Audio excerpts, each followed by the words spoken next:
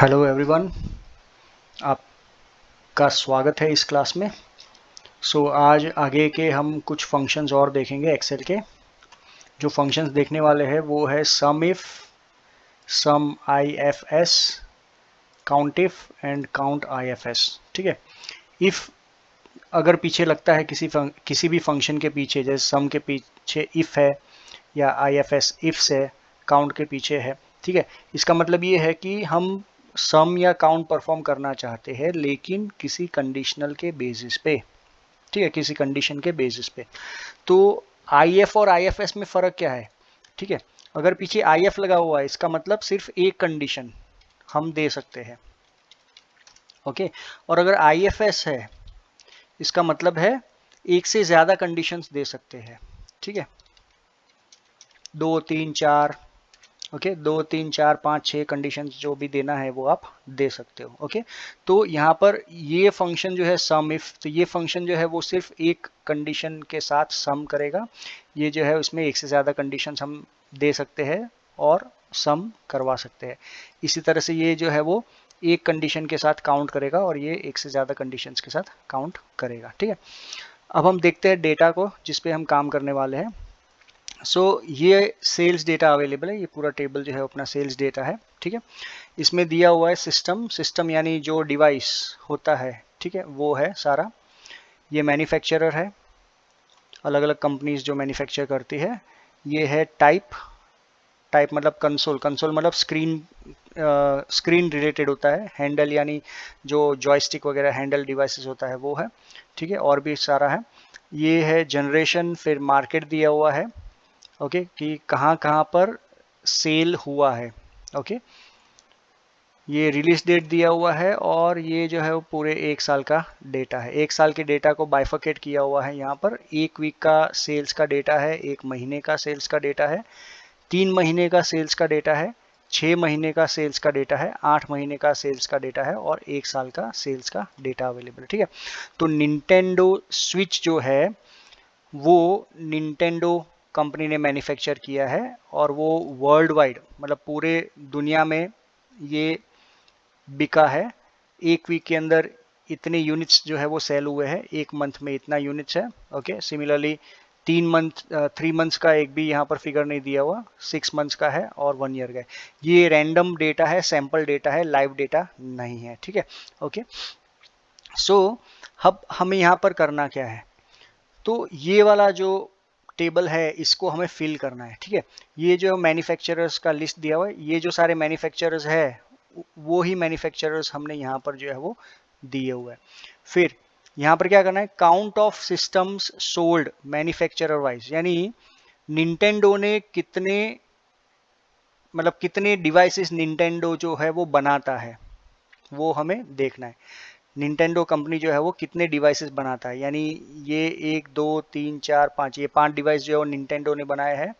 फिर 1 2 3 4, ये और 4 डिवाइस, 5 और 4 9। ठीक है, फिर ये 10वां है। ओके, तो और एक और होगा ये वाला डिवाइस। ठीक है, 11।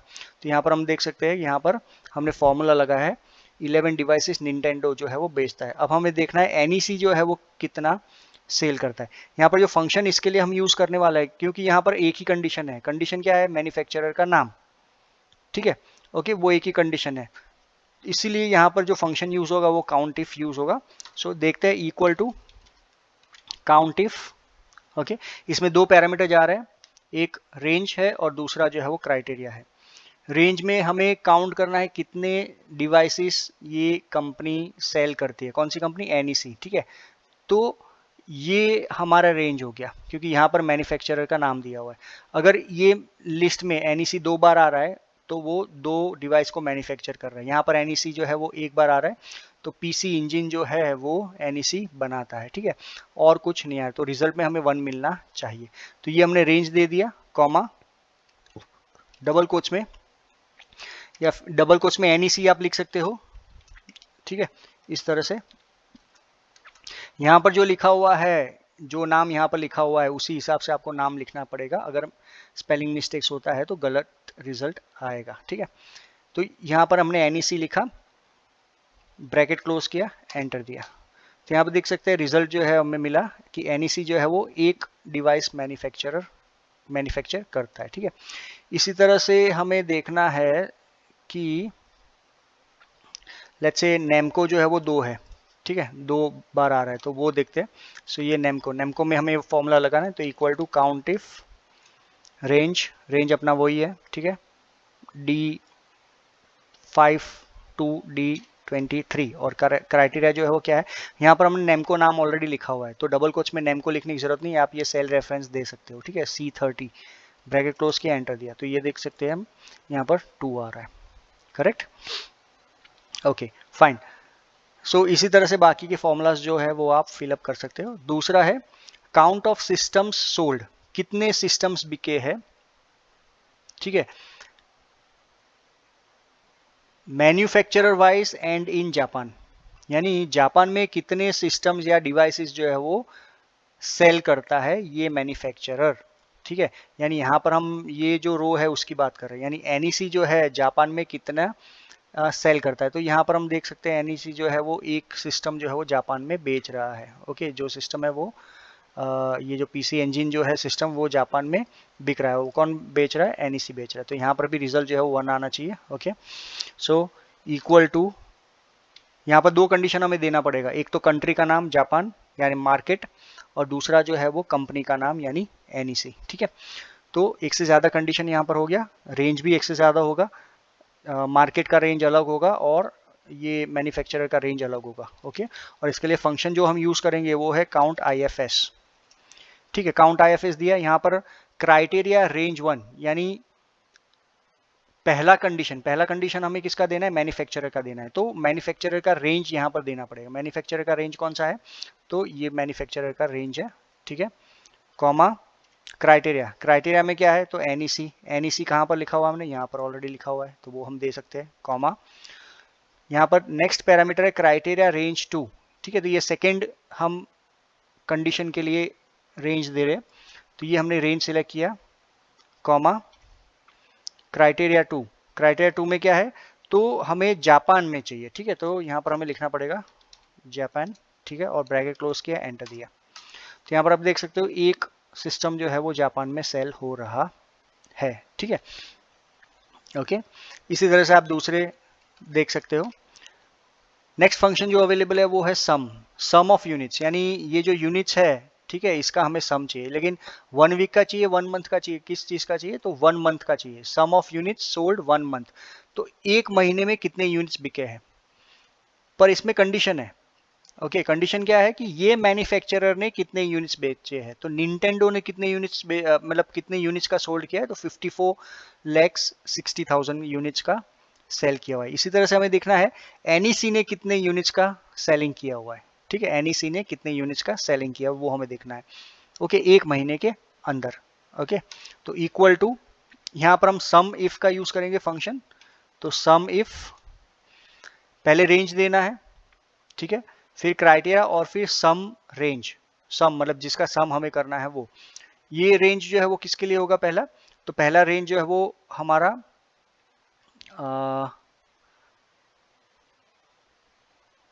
कंपनी के लिए होगा, मैन्युफैक्चरर के लिए होगा, तो ये मैन्युफैक्चरर आ गया।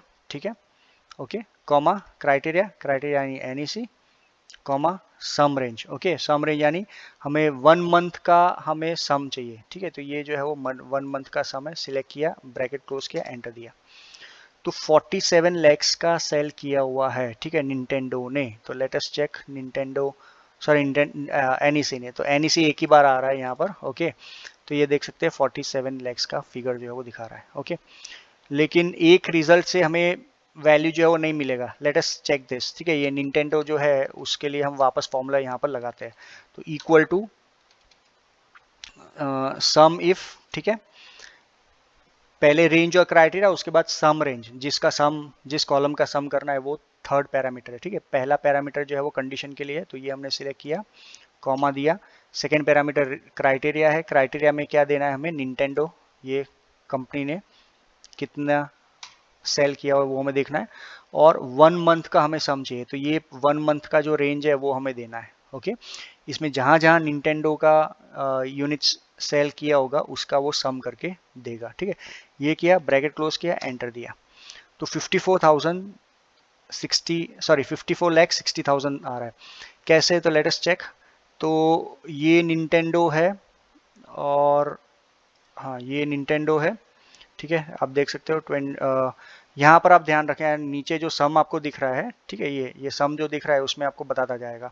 तो एक ये हो गया, ये निंटेंडो है, ये भी निंटेंडो है, ये भी निंटेंडो है। ठीक है, तीनों यहाँ तीनों आप देख सकते हो निंटेंडो डिवाइसेस है। यहाँ पर वैल्यूज नहीं है, निंटेंडो है लेकिन वैल्यूज नहीं है तो लेने का मतलब नहीं है। फिर ये 47,000 NEC है, ये 11,20,000 अगेन निंटेंडो है। ये निंटेंडो है लेकिन वैल्यूज जो है वो ब्लैंक है। ये नेमको, निंटेंडो, और फिर ये लास्ट में आ रहा है बस इतना। ठीक है, सो इतने 1 2 3 और ये 4। ओके, और यहाँ नीचे आप देख सकते हो सम दिख रहा है 54,60,000 का, और हमारा रिजल्ट जो है वो भी 54,60,000 का रिजल्ट जो है वो दिख रहा है, यानी सही है। ठीक है, नेक्स्ट दूसरा जो फंक्शन है वो है सम IFS, सम इफ। ठीक है, यानी एक से ज़्यादा कंडीशन। हमें ये देखना है, इसको मैं डिलीट कर देता हूँ। ठीक है, हमें ये दिखता है कि निंटेंडो मैन्युफैक्चरर है, कंपनी ने कितने यूनिट्स सेल किया है जापान में और 1 महीने में। सो 1 मंथ एंड इन जापान। ठीक है, जापान में और 1 महीने में, और किस में, निंटेंडो ने। ठीक है, ओके, तो यहाँ पर इक्वल टू सम IFS, क्योंकि एक से ज़्यादा कंडीशन है तो यहाँ पर हमें एक से ज़्यादा बार लाइक से मतलब IFS जो है वो यूज़ करना पड़ेगा, IF नहीं, IFS फंक्शन जो है वो यूज़ करना पड़ेगा। ठीक है, पहला जो है सम रेंज यानी किसका सम करना है, तो 1 मंथ वाला कॉलम जो है उसका सम करना है, तो ये सिलेक्ट किया हमने। देन कॉमा,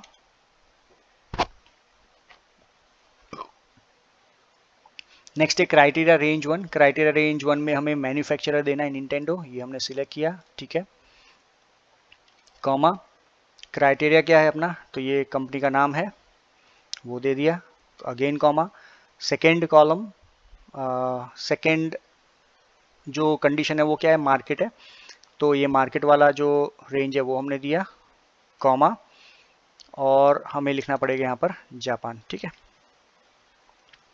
सो JAPAN जापान। ठीक है, ये हमने लिखा और ब्रैकेट क्लोज किया, तो ये अपना फॉर्मूला हो गया। ओके, एंटर दिया। सो 17,20,000 का सेलिंग हुआ है जापान में। Late us check. सो ये पहला है निंटेंडो जापान। ठीक है, तो ये एक सिलेक्ट किया हमने। दूसरा ये निंटेंडो है यूनाइटेड स्टेट्स, ये जापान वाला, इसमें ये वाला है लेकिन ब्लैंक है। सेकंड NEC जापान है। थर्ड जो है वो निंटेंडो जापान है, तो ये वाला। ठीक है, और इसमें वैल्यूज़ नहीं है तो वो नहीं लेंगे। ये वैल्यू है लेकिन ये नॉर्थ अमेरिका है, ये वैल्यूज़ है 3, तो वर्ल्ड वाइड है, जापान है, ये जापान है लेकिन टेटो नाम की कंपनी है मैन्युफैक्चरर, और ये नॉर्थ अमेरिका। ठीक है, तो ये 2 वैल्यूज़ है। इसका टोटल जो है यहाँ पर आप देख सकते हो 17,20,000 है, और यहाँ में रिजल्ट भी 17,20,000 का मिल रहा है। ठीक है, इस तरह से आप सारी कंपनीज का कैलकुलेट कर सकते हो।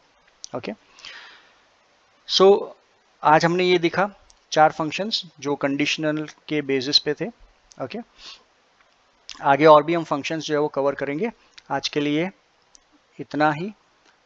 Thank you, take care. अगर पसंद आता है तो लाइक करिए, सब्सक्राइब करिए, नए वीडियोस जो है वो आपको मिलते रहेंगे। Goodbye, take care.